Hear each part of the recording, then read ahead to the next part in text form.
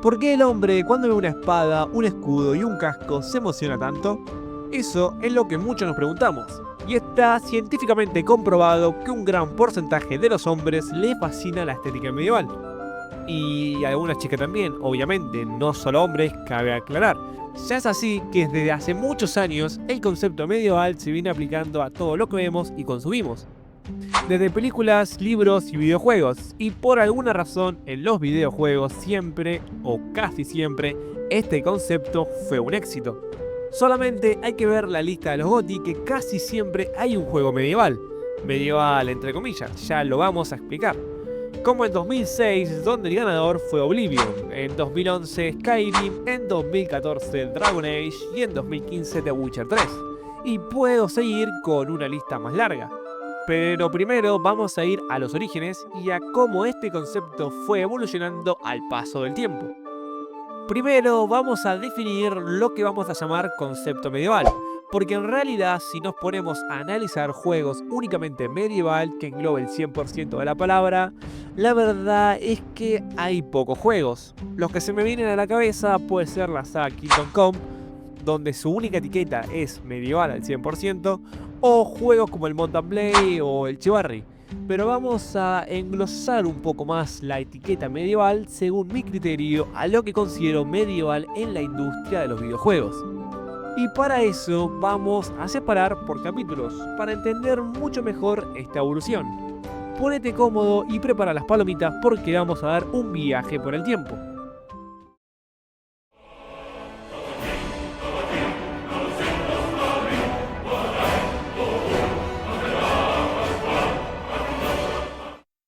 Capítulo 1. La era pionera de los mundos medievales. En los años 80 y principios de los 90, los videojuegos estaban recién comenzando a explorar sus géneros. Los títulos medievales no eran realistas ni complejos, pero ya empezaban a usar espadas, magias, dragones, castillos y caballeros como base temática. Muchos de estos juegos tomaban inspiración de calabozos y dragones, literatura fantástica como El Señor de los Anillos o películas de la época tipo Conan el Bárbaro. Vamos al año 1981, donde se lanzó el videojuego Wizardy, el nacimiento de la mazmorra digital. Este juego fue lanzado para la consola Apple II, creado por dos estudiantes universitarios que les fascinaba el concepto fantasía medieval. Este juego no solo fue pionero en llevar la fantasía medieval a la pantalla, sino que además sentó las bases del género RPG tal como lo conocemos hoy. Inspirado directamente en calabozos y dragones, Wizardy te ponía al mando de un grupo de 6 aventureros que debían explorar una mazmorra peligrosa desde una vista en primera persona, con combate por turnos, trampas mortales, monstruos clásicos como esqueletos, troll y dragones, y un sistema de clases y hechizos sacado directamente de las partidas de rol de mesa. No existía mapa, los jugadores debían dibujar el laberinto en papel cuadriculado y si morías, perdías todo. Así de duro era. Pero lo más importante de este juego fue el primer en traer el concepto fantasía medieval a los videojuegos. An adventure beyond your wildest imagination. Sierra Online introduces a whole new dimension in software entertainment.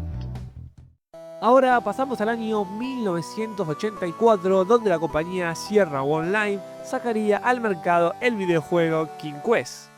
Y no es este, que quizás muchos conozcan, sino estamos hablando de su antecesor. Este juego fue el primer videojuego que convirtió los cuentos de hadas y la fantasía medieval en una experiencia visual, interactiva y totalmente inmersiva. Fue el paso clave entre el texto puro de aventuras clásicas y el mundo gráfico de las aventuras modernas. Ambientado en el reino ficticio de Daventry, King Quest nos ponía en la piel de Sir Graham, un caballero en busca de 3 tesoros mágicos para convertirse en rey. Tenía castillos, brujas, ogros, duendes, era un mundo lleno de referencias al folclore europeo. Este juego era como jugar un cuento medieval interactivo. Lo que hacía tan importante a King Quest fue que por primera vez podías ver y moverte en un entorno fantástico, en vez de solo leerlo. Fue el primer juego de aventura gráfica con gráficos animados, desplazamientos laterales y exploración libre en un entorno medieval.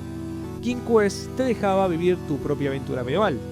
Fue como abrir un libro de cuentos y que las páginas cobraban vida en tu pantalla. Ahora pasemos al año 1986, donde se lanzaría al mercado una de las franquicias más emblemáticas de todos los tiempos. Nintendo presentaría al The Legend of Zelda, y aunque no es un juego medieval en el sentido estricto de la palabra, pero sí fue uno de los primeros títulos en popularizar la fantasía medieval en el gaming de masas. Zelda fue el primer puente entre los juegos de aventuras duros y complejos como el Wizardry y una experiencia más accesible, mágica y abierta para todos los públicos. El juego nos presentaba en un mundo llamado Hyrule, con castillos, mazmorras, monstruos y todo lo que conocemos que rodea un mundo medieval.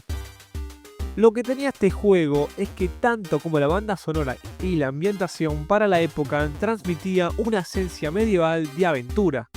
Pero lo que realmente hizo importante a Zelda fue que rompió el esquema lineal de los juegos de la época. Te soltaba en un mundo semiabierto sin decirte qué hacer. Y te dejaba descubrir templos, resolver acertijos, enfrentarte a jefes y crecer como aventurero. Fue el primer gran título de acción-aventura con alma medieval que podías jugar a tu manera. Y para terminar el primer capítulo vamos a hablar de dos juegos que fueron muy importantes para el género. Una saga mítica en este estilo de juegos era la saga Ultima, y vamos a destacar su quinta entrega, Ultima 5 Warrior of Destiny, lanzada en 1988, y Ultima 6, The First Prophet, lanzado en 1990. La saga Ultima, creada por Richard Garriott, ya tenía marcado camino desde 1981, pero fue entre Ultima 5 y Ultima 6 donde pegó el salto de calidad narrativa, diseños mundo abierto y profundidad moral. Estos juegos no eran solo de matar monstruos y subir de nivel, sino de tomar decisiones éticas, explorar sociedades complejas y enfrentarte a temas como el racismo, la corrupción, la fe y el poder. Esta saga fue muy importante para el género porque construyó un mundo creíble. Britannia, con ciudades, reinos, NPC con rutinas diarias, economía, religión y una historia viva, usaba elementos clásicos del medioevo como castillos, clérigos, espadas, gremios y sistemas feudales, pero lo hacía con un enfoque más maduro y político, casi de una novela épica. Además, fue de los primeros en meterte un sistema de moralidad y consecuencias a tus actos. Con esta saga, el mundo medieval dejó de ser un decorado y se convirtió en un sistema vivo. Ya no eras un simple aventurero, eras parte de un reino, de una política, de una historia con peso. Fue el primer gran RPG medieval con alma y cerebro. Y antes de pasar al capítulo 2, quiero hacer una mención honorífica a juegos como Dragon Slayer, The Legend of Heroes, de 1989, que fue fundamental para los RPG japoneses con estética medieval. También a Cadáver de 1990, que fue una aventura de acción isométrica medieval con mucha interacción en el entorno. Y a Moonstone A Hard Day's Night de 1991, que fue una mezcla entre acción sangrienta tipo arcade y estrategia en un entorno totalmente medieval celta. Capítulo 2. De píxeles a imperios. El auge medieval de los 90. Los videojuegos medievales ya no eran solo un puñado de píxeles y textos sobre una pantalla negra. Algo estaba cambiando. La industria crecía, las computadoras y consolas se volvían más potentes y con eso los mundos medievales dejaban de ser una ilusión para empezar a convertirse en verdaderos reinos digitales. Ya no bastaba con solo explorar una mazmorra. Ahora podías liderar ejércitos, conquistar castillos, tomar decisiones políticas o perderte durante horas en un bosque encantado. Durante los 90, el concepto medieval dejó de ser un simple decorado de fantasía y pasó a ser un género en sí. Los RPG se consolidaron, la estrategia medieval explotó y aparecieron sagas que todavía hoy en día seguimos jugando. Vayamos al 1993, donde salió Lands of Lore. ¿Qué pasa cuando un género que era duro, frío y solo para entendidos empezaba a abrir sus puertas al público en general? Eso fue la apuesta de Lands of Lore, y le salió más que bien. A principios de los 90 los juegos de rol en PC eran conocidos por ser densos, difíciles y muchas veces poco amables con el jugador. Eran para entendidos, entre comillas. Pero en 1993 Westwood Studio lanzaría un juego que lo cambiaría todo. Con una ambientación puramente medieval fantástica, nos sumergíamos en un mundo lleno de fantasía medieval y todo contado con una narrativa envolvente y un apartado gráfico muy colorido para la época. Lands of Lore hizo accesible el rol en primera persona. Tenía combate en tiempo real, exploración en casillas, inventario, magias, clases de personajes, todo lo que un RPG clásico debería tener, pero con una interfaz limpia, controles intuitivos y una historia que te atrapaba desde el principio. Este juego fue una puerta de entrada para muchos al rol medieval, y también una inspiración para otros estudios que luego apostaron por experiencias similares. Pero un año después, en 1994, Bethesda nos regalaría un juego que marcó una era: el nacimiento del mundo abierto medieval definitivo. Estoy hablando de The Elder Scrolls Arena, el primero de la saga The Elder Scrolls. Y si todavía no te suena este título o esta banda sonora que estás escuchando, este fue el primero de la saga Skyrim y Oblivion. De hecho, cuando hoy pensamos en mundos abiertos gigantes con ambientación medieval mágica, posiblemente pensemos en Skyrim. Pero esa filosofía de mundos e inversión máxima nació en 1994, con el lanzamiento de The Elder Scrolls Arena. En una época donde la mayoría de los RPG eran por turnos, con mapas cerrados o aventuras contenidas en castillos o mazmorras, Arena rompió todas las paredes y dijo: acá tenés un continente entero, hacé lo que quieras. El continente se llamaba Tamriel, y aunque ahora no suena familiar, en ese momento era completamente revolucionario. Arena te dejaba recorrer ciudades, hablar con NPC con rutinas, explorar templos, desiertos, montañas nevadas y todo en un universo con una historia rica, con reinos, emperadores, dioses y profecías. La misión principal existía, sí, pero vos decidías cuándo hacerla. Lo importante era el viaje y no el objetivo. Visualmente tenía esa estética cruda y pixeleada de mediados de los 90, pero su ambición era colosal. Mazmorras procedurales, ciclo de día y de noche, comercios y libertad absoluta. Era un juego adelantado para su tiempo, demasiado quizás, porque incluso las máquinas de la época sufrían para correrlo bien. Pero este juego sentó las bases de lo que sería el estándar para el RPG medieval moderno, porque Arena fue el primer juego que hizo que un mundo medieval se sintiera real por su escala. Ya no estabas jugando una historia, estabas viviendo dentro de un universo que parecía no tener fin. Sus ciudades estaban inspiradas en diferentes culturas medievales, desde los nórdicos hasta el oriente, y su sistema de creación de personajes permitía que cada partida sea única. Fue también el inicio de la leyenda The Elder Scrolls. Sin este primer paso no existiría ni Morrowind, ni Oblivion, ni Skyrim.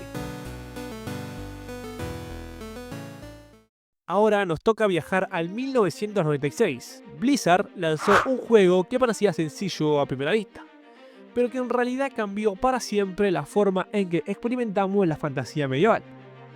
Empezó la saga Diablo. No era solo un RPG más, era una experiencia oscura, visceral y adictiva que te metía en las profundidades de una catedral gótica, con una atmósfera cargada de terror y misterios. El mundo de Diablo era oscuro, sangriento y brutal, y aunque no era medieval al 100% en el sentido clásico, capturaba la esencia más cruda y violenta de su universo de fantasía.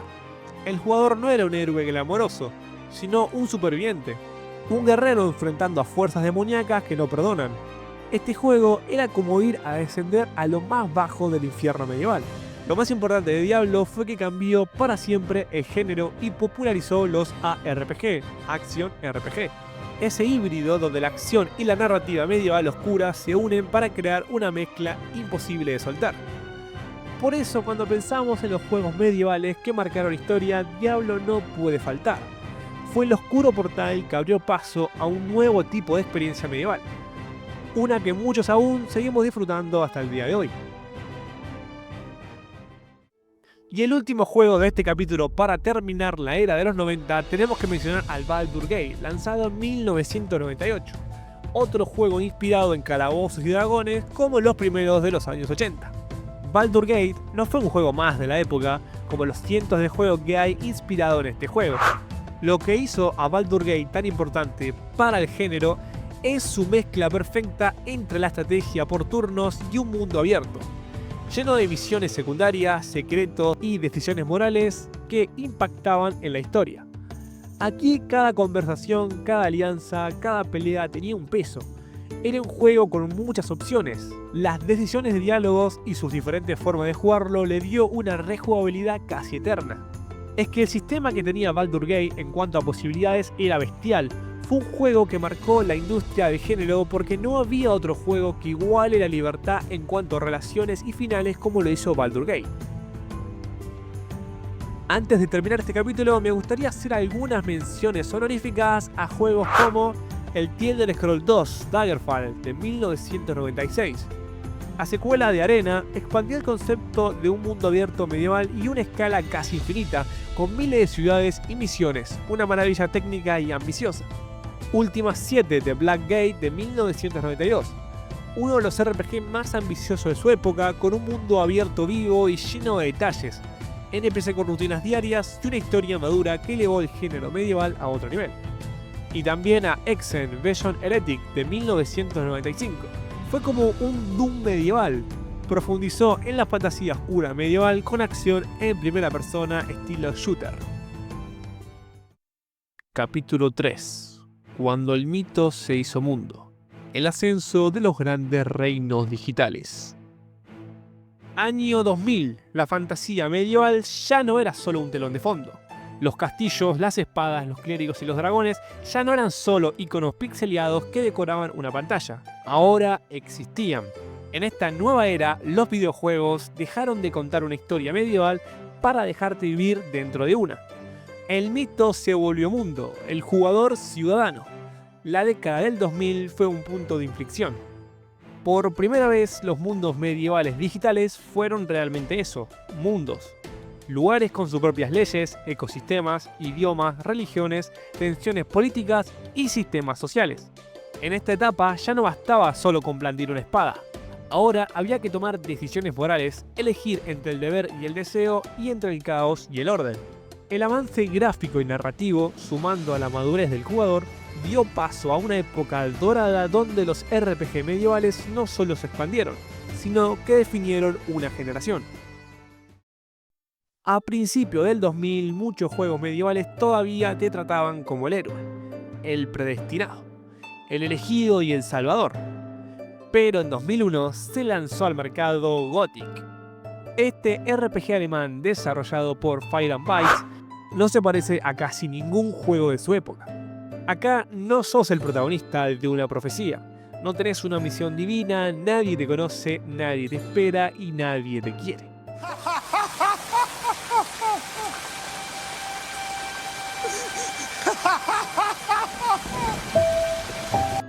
Su ambientación, aunque fantástica, tiene tonos muy crudos. Minas controladas por facciones violentas, mercenarios sin escrúpulos, magia que no es noble sino peligrosa. Gothic te obliga a merecerte cada paso. Nada se regala, desde la ropa hasta el respeto. Y aunque sus controles eran duros y la dificultad alta, esto no importaba, porque la recompensa no era un ítem legendario, sino la sensación de pertenecer. Por todo eso, Gothic fue pionero en construir un mundo medieval verdaderamente vivo e indiferente a vos, lo que irónicamente lo hacía más real, más inmersivo y más poderoso. Este juego fue la semilla de una filosofía que influenciaría a muchos. No pongas al jugador en el centro, hace que el jugador se gane su lugar en el mundo. Hoy Gothic es considerado un juego de culto, no por nostalgia, sino por haber sido uno de los primeros en hacernos sentir que ese mundo de espadas, barros, tradición y magia podía existir sin nosotros. Ahora vayamos al 2002, donde no puede quedar afuera el Total War. No todos los juegos de esta evolución tienen que ser únicamente RPG. Quizás los años 90 nos mal acostumbraron a asociar la palabra medieval igual a mundo abierto en un videojuego. Muchos juegos medievales te ponían la espada en la mano y te decía pelear. Pero Total War hizo algo distinto. Te dio un imperio y la responsabilidad de hacerlo durar. Con Medieval Total War y más tarde su secuela en 2006, la saga redefinió lo que significa este tipo de juegos en el género. Ya no se trataba de salvar el reino o cumplir una profecía. Ahora se trataba de gobernar, conquistar, administrar, traicionar y expandir el medioevo. Esta fue la primera vez que un videojuego logró representar la Edad Media como sistema. En Total War, una batalla no se ganaba solo por tener soldados. Se ganaba por posicionamiento, moral, clima, terreno, tácticas y decisiones tomadas decenas de turnos antes. Vos no eras un héroe con una espada brillante, eras una fuerza invisible que tejía el destino de naciones enteras. Y cuando por fin entrabas en combate, el juego cambiaba. De la vista del mapa de campaña pasabas al campo de batalla en tiempo real, con miles de soldados que respondían a tus órdenes. Ver esas batallas con catapultas en llamas, caballerías chocando contra lanceros, era como mirar una pintura de la historia cobrar vida. Pero más allá del espectáculo, lo que hizo tan importante a Total War dentro del género medieval fue su capacidad para representar la complejidad del poder. Gobernar no era glorioso, era tenso, impredecible y hasta peligroso. Gracias a Total War, el género dejó de ser solo magia y espadas para incorporar la geopolítica medieval en toda su crudeza. Pero esperen, ¿no sienten que quizás nos estamos olvidando de algún juego que no mencionamos? Antes de seguir avanzando en esta historia, tenemos que detenernos, porque sería imposible hablar del auge de los grandes reinos digitales sin mencionar al juego que enseñó a toda una generación a construir civilizaciones. Retrocedemos un poco hacia el 1997, donde salió el Age of Empires. Aunque nunca nació como un juego puramente medieval, pero pavimentó el camino para millones de personas y abrir paso a la segunda entrega, el Age of Empires 2, el rey indiscutido del género RTS, estrategia en tiempo real. El juego nos puso al mando de civilizaciones icónicas como los francos, los vikingos, los bizantinos o los japoneses.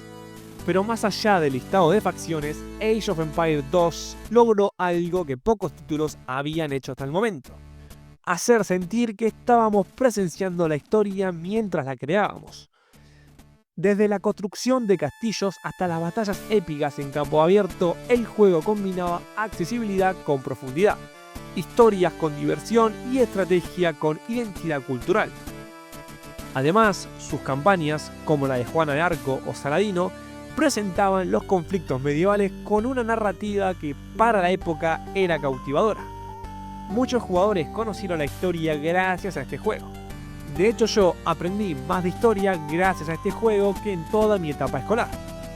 Todavía tengo recuerdos de la primera vez que llegó William Wallace en barco para ayudarnos a destruir el castillo inglés. ¡Atacar a los ingleses! ¡Ha llegado Wallace! Y lo más importante de este juego es que popularizó la estrategia en tiempo real como temática medieval en una escala nunca antes vista. Mientras otros juegos nos hacían encarnar un héroe, Age of Empires nos ponía en la piel del constructor, del rey y del estratega.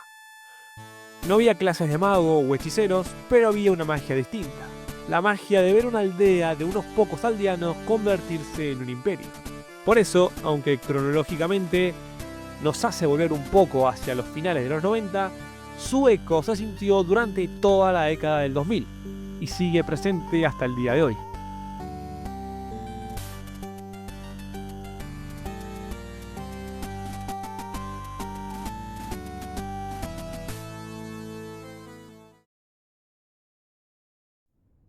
Ahora, dicho esto, volvemos de nuevo a los años 2000. Concretamente viajamos al 2006, cuando Bethesda, de la mano de Todd Howard, lanzó la cuarta entrega de la saga The Elder Scrolls. Aquel juego que mencionamos a mitad de los años 90, ahora saldría The Elder Scrolls 4 Oblivion. También anteriormente en 2002 salió su tercera entrega, que fue otro juegazo, el Morrowind. Pero su ambientación se destacaba mucho más por lo mágico que por lo medieval, ya que dentro del lore de The Elder Scrolls estábamos en tierra de los elfos, y tiene más sentido que sea mágico. Pero ahora, en esta entrega, se siente todo mucho más medieval. Sí, sigue habiendo magia, criaturas y todo lo relacionado a los mundos de fantasía, pero su estética medieval feudal era muy inmersiva.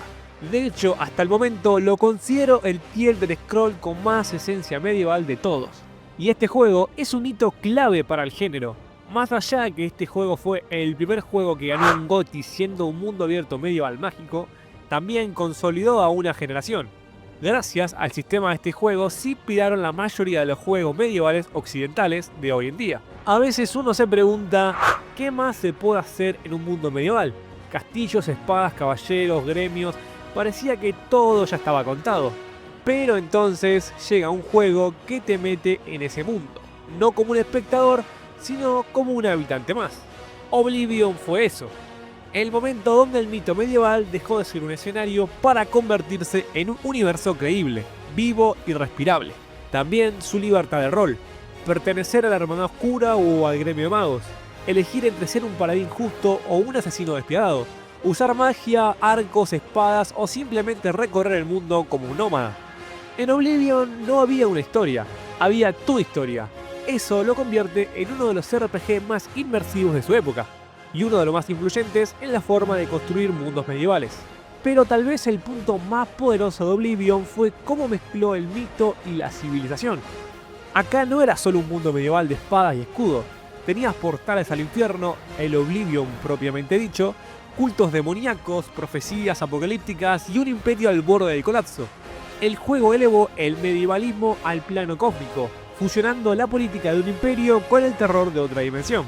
Ya teníamos juegos que nos metían en lo profundo del infierno medieval, como es el Diablo, o juegos medievales donde su trama principal se ve más desde lo político y lo burocrático en la Edad Media. Pero este título mezcló todo en un mismo juego, y eso lo hizo referente. Ahora nos vamos al año 2008. Un momento donde los mundos medievales y los videojuegos ya estaban saturados de magia, dragones, dioses y profecías. Mount & Blade apareció para decir: ¿y si te muestro cómo era realmente vivir en la Edad Media hostil, brutal y sin un guión prescrito? Quizás algunos no conozcan este juego. Mount & Blade fue un juego indie desarrollado por un pequeño grupo, Tailworld Entertainment, pero lo tengo que destacar porque si hablamos de etiqueta medieval es de los pocos que realmente merecen estar. No fue un juego con grandes campañas cinematográficas ni una historia épica diseñada por guionistas de Hollywood. Tampoco fue un éxito inmediato de ventas, ni ganó premios al mejor juego del año. Pero Mount & Blade, sin exagerar, fue una revolución silenciosa en la forma de concebir la fantasía medieval. Menos cuentos de hadas y más crónicas de guerra feudal. Mount & Blade nos presentó un sandbox medieval con una propuesta rara para su época. Sin historia principal, sin héroes predestinados, sin poderes mágicos, solo vos, un mapa gigantesco y una vida que tenés que forjar desde cero. Desde el primer minuto, el juego te soltaba en un continente dividido en reinos y en guerras constantes.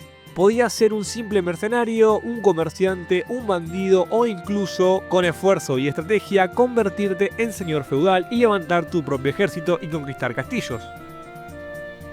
Y hablando de batallas, Mount & Blade fue de los primeros juegos medievales en ofrecer combates en tiempo real con cientos de soldados en pantalla, armas físicas realistas y control total de tu personaje en el campo de batalla.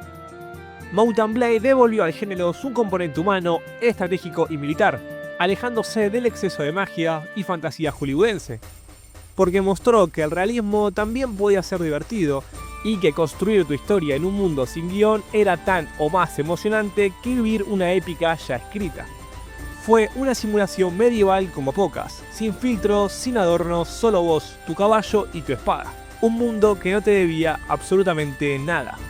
Y antes de pasar al siguiente capítulo, me gustaría hacer una mención honorífica a juegos como el Fable del 2004, que fue un RPG con un mundo medieval de fantasía accesible y muy narrativo, que puso el foco en la moralidad, las decisiones del jugador y cómo éstas te afectaban. The Witcher del 2007. Basado en la saga literaria, este título polaco trajo un enfoque mucho más adulto, oscuro y realista al género, con narrativas complejas, mundo medieval gris y brutal. Y el Dragon Age Origins del 2009. BioWare regresó a la fantasía medieval con un RPG táctico y oscuro que recuperó la importancia de las decisiones, las historias de personajes y el mundo complejo. Capítulo 4. El último asedio al mundo digital. En esta década, el género medieval se enfrentó a su prueba más ambiciosa. Después de años de construir mundos, perfeccionar mecánicas y contar historias, llegó el momento de la gran ofensiva. Era el último asedio al mundo digital.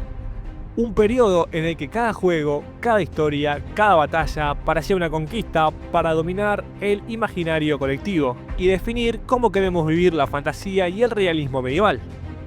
Entre el 2010 y 2017, los desarrolladores dejaron de experimentar tímidamente para abrazar con fuerza la complejidad, la inversión, la calidad visual y narrativa. Fusionaron géneros y elevaron el listón técnico y emocional a niveles nunca antes vistos.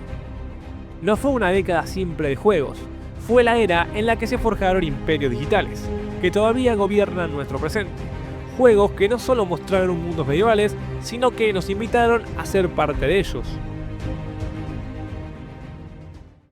No me gusta repetir sagas en la lista de evoluciones porque hay muchos juegos de los que hablar, pero no puedo dejar afuera a la quinta entrega de la saga The Elder Scrolls, el Skyrim, anunciado en 2011. Aunque sigue siendo un mundo de fantasía con dragones, magias y todo lo que las anteriores entregas ofrecían, este juego también tiene esa esencia nórdica vikinga. Y sí, esta vez estamos en la República de Skyrim, el país de los nórdicos dentro del lore de la saga The Elder Scrolls. Y se sintió desde el minuto 1. Desde el primer pueblo que visitamos hasta la última ciudad. El momento de tener que hablar con los Jarls, la diferencia de comarcas y recorrer el mundo gigantesco lleno de vida te hacía sentir en cada momento que estábamos dentro del mundo con una inmersión que hasta el día de hoy pelea por el puesto con cualquier juego de la actualidad. Porque no solo continuó el camino trazado por sus anteriores entregas como el Morrowind y el Oblivion, sino que democratizó el RPG medieval abierto, haciéndolo accesible y atractivo para un público masivo sin sacrificar la profundidad ni la complejidad. Gracias a este juego, los juegos mundo abierto medievales pasó de ser un juego con su público específico a ser un juego para todo el mundo. Para muchos jugadores casuales, Skyrim fue el primer juego de mundo RPG de fantasía medieval que jugaron. A partir de este juego, el género ya pasó a ser algo más accesible para todos los públicos. Al principio, desde que salió el género, el público de los juegos de rol o el estilo medieval no era algo para el jugador casual, y Skyrim fue la puerta a eso. Ahora pasemos al año 2015, donde la industria de los videojuegos nos regaló una obra maestra, el The Witcher 3, uno de los juegos más emblemáticos y revolucionarios dentro del género fantasía mágico. The Witcher 3 se destacó por traer una visión más madura, realista y compleja de lo que significa vivir en un universo medieval. Basado en la obra literaria de Andrzej Sapkowski, este juego no solo entregó un vasto mundo abierto, sino que ofreció una experiencia narrativa y emocional sin precedentes. Este mundo se sentía completamente distinto al resto de juegos anteriores que ofrecían este estilo de mundo abierto. Fue como vivir una película. Para los amantes de la literatura fantástica, este juego se sentía como meterse dentro del libro y vivir cada pequeño momento de una forma súper inmersiva. Ya se notaba ese cambio generacional a las consolas más potentes. Lo que este título aprovechó todos los recursos de la época para tratar de recrear a la perfección ese ambiente medieval mágico que estaba inspirado en la novela de la literatura original. Su impacto cultural fue enorme. Abrió la puerta para que la fantasía medieval madura y adulta tenga un lugar destacado en la industria, y su éxito ayudó a consolidar a CD Projekt Red como un referente mundial en el desarrollo de RPGs. Este juego tiene una de las críticas más positivas por todo el mundo. Skyrim fue la puerta a los jugadores casuales al mundo RPG medieval fantástico, pero The Witcher fue el que enamoró por completo al público. Y este capítulo lo quiero terminar acá, por lo que viene más adelante para el género. pero no podemos pasar de capítulo sin antes hacer algunas menciones honoríficas. Mencionemos al Chivalry del 2012, un juego centrado en el combate cuerpo a cuerpo, multijugador, sangriento y brutal, que capturó muy bien la crudeza de la guerra medieval. No fue masivo, pero sí un favorito de nicho. También el Stronghold Cruiser 2 del 2014, secuela de uno de los grandes RTS medievales, aunque no tan revolucionario como el original. Mantuvo viva la pasión por los castillos, los asedios y la gestión feudal. Y después hay juegos muy importantes, pero no los consideré dentro del todo con la etiqueta medieval, como ya habíamos dicho, ya que creo que estos juegos marcaron un propio género en sí. Y hablo de juegos como la saga Dark Souls, que si bien su tono es más oscuro y su mundo más fantástico, su mundo está profundamente inspirada en el medio europeo. Y otro juego fue el Assassin's Creed 1 y 2, que si bien para mí el 1 sí recrea una ambientación medieval, de hecho es el que se siente más medieval de toda la saga, las demás entregas no tienen esa etiqueta de juego medieval como conocemos. Quizás el 2 en algunos momentos se siente cuando estábamos en la Toscana, aunque su ambientación es más moderna ya que está basada en la época renacentista, un poco después de lo que conocemos como Edad Media pura. Por eso creo que juegos como Dark Souls o Assassin's Creed marcaron su propio género dentro de lo que consideramos videojuegos y no engloba en la etiqueta medieval para mí. Ya me dirán ustedes si consideran medieval a estas dos sagas tan icónicas de la franquicia de los videojuegos. Capítulo 5. La era de los reinos inmortales. El género medieval, que alguna vez nació con el corazón de los píxeles y se consolidó entre imperios estratégicos y tierras mágicas, hoy vive una de sus etapas más impactantes. Desde 2018 hasta la actualidad, entramos en una era donde la espada no solo brilla por su filo, sino por la ambición artística, narrativa y técnica que los rodea. Entramos en la era de los reinos inmortales, mundos que perdurarán en la memoria de toda una generación. Y lo que marcó el inicio de esta nueva generación en el mundo medieval fue el Kingdom Come Deliverance, lanzado en 2018. Justamente este juego fue el primero que decidió meterte como un jugador en un mundo donde entendieron por completo la palabra medieval puro. En una industria donde lo medieval suele ir de la mano con la magia, los dragones y lo sobrenatural, Kingdom Come Deliverance llegó para recordarnos que la Edad Media pura también puede ser fascinante. Ambientado en el reino de Bohemia, este juego de Wild Horse Studios no busca hacerte sentir un héroe de leyenda, sino un hombre más en un mundo que no gira a tu favor. Sos Henry, un joven herrero que ve su vida destruida por la guerra y debe aprender a sobrevivir, sin espadas encantadas ni profecías que lo protejan. Lo que hace especial a Kingdom Come no es solo su ambientación histórica rigurosa, sino su compromiso con el realismo. El combate es técnico, pesado y peligroso. Las decisiones tienen consecuencias complejas y hasta leer o curarse una herida requiere tiempo y dedicación. Kingdom Come representa un punto de inflexión. No solo es uno de los RPG medievales más ambiciosos de su tiempo, sino que abrió la puerta a una nueva forma de abordar la Edad Media en los videojuegos. El juego no busca la jugabilidad más cómoda, o que sientas en todo momento que tenés poder. No éramos el Dovahkiin, que era un sangre de dragón destinado a salvar al mundo en manos de los dragones. Acá éramos una simple persona más, donde los combates buscaban tener realismo por encima de la comodidad. Si te encontrabas a un grupo de 3 bandidos, ya era suficiente para decir mejor no peleo y salgo corriendo. Porque ya el solo hecho que un solo bandido puede complicarte, 3 ya era multitud. Y esto fue lo que asemejó a cómo realmente transcurrió la Edad Media. Y sé que estamos acostumbrados a ver en películas o videojuegos que el protagonista pelea contra ejércitos enteros, pero era tan bueno que podía matar a todos y salir con vida. En cambio, Kingdom Come nos mostró la verdadera cara medieval y nos enseñó que la historia a veces no es como vemos en la tele. Y llegando a este juego de acá en adelante, la fórmula de los videojuegos medievales fueron las mismas pero mucho más mejoradas. En lo que es reinvención del género, considero que Kingdom Come Deliverance fue el último juego que nos mostró cómo se tiene que hacer un juego medieval. La fórmula de todos los géneros dentro de la etiqueta medieval ya estaba escrita con este juego. Así que pasemos a mencionar los juegos que vinieron después de Kingdom Come, como fue el Mount & Blade 2, que prácticamente hizo todo lo que el 1 pero mejorado. Con muchas más opciones de personalización, ahora también podíamos crear una historia del pasado y la infancia de nuestro personaje. Mount & Blade 2 Bannerlord es el simulador definitivo de guerra feudal. También, aunque no tenga la etiqueta medieval realmente, al haber mencionado a sus anteriores sagas, tengo que mencionar al Baldur's Gate 3, que realmente fue un juego que marcó y dejó una huella grande en la industria y en su género. La tercera entrega de esta legendaria saga no es simplemente una secuela, es un testamento. Un testamento a la importancia del diseño inteligente, de la escritura profunda y del respeto por las bases de rol más tradicional, como aquel que nació en Calabozos y Dragones. Fue, además, uno de los pocos RPG que supo romper el techo de lo de nicho, entre comillas, y volverse masivo sin sacrificar su profundidad. Un triunfo creativo y comercial que elevó el estándar de lo que puede y debe ser un RPG medieval.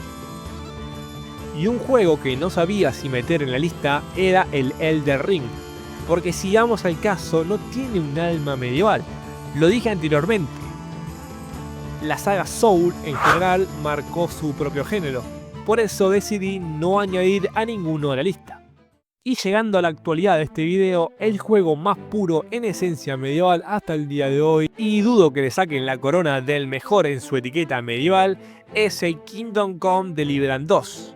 Imagínense todo de bueno que tenía la primera entrega. Ahora eso multiplíquenlo por 6. Y multiplíquenlo por 6. Este juego no solo perfeccionó las cosas del primero, sino que ahora jugar a este título es lo más parecido a vivir una experiencia en la Edad Media. Kingdom Come Deliverance 2 no es solo otro título más, es el punto en el que el género tocó su cima en cuanto a fidelidad, ambición y experiencia inmersiva. No es un final, pero sí es un cierre simbólico. El momento en el que el videojuego medieval deja de jugar con la Edad Media para empezar a convivir con ella. Hoy, mirar hacia atrás no solo nos deja nostalgia, nos deja la certeza de que este género, tan antiguo como el mismo arte de contar historias, siempre encontrará la forma de renacer. Ya no importan solo las espadas, ni los castillos, ni los dragones. Importan cómo se cuenta la historia y cómo el jugador es parte de ella. Obviamente hay miles de juegos que me dejé tratando de hacer el video lo más resumido posible. Quiero que me digan en comentarios qué juego medieval marcó un antes y un después para ustedes. Si te gustó el video puedes dejar un like que me ayuda muchísimo. También si no querés perderte ninguno de mis videos puedes suscribirte. Les habla Cafaplay y me despido por hoy.